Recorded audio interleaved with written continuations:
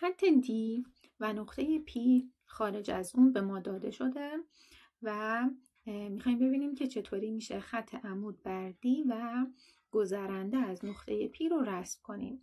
اول این فاصله نقطه تا خط رو حساب میکنیم، بعد یه دایره به مرکز P و به همون شعاع فاصله میزنیم. دایرمون خط D رو در دو نقطه D و E قطع خواهد کرد.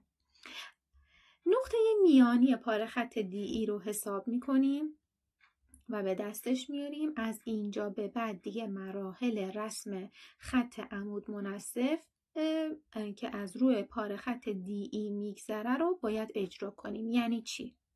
یعنی میایم اندازه DM رو به ذهنمون میسپاریم، بعد یه ذره بیشتر از اون رو حساب میکنیم، یک بار میایم به مرکز D و یک بار به مرکز E کمان میزنیم.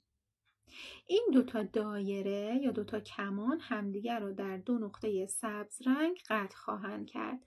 فقط کافی که این دوتا نقطه رو به همدیگه وصل کنیم و امتداد بدیم. خط حاصل خط عمود بر خط D و گذرنده از روی نقطه P خواهد بود.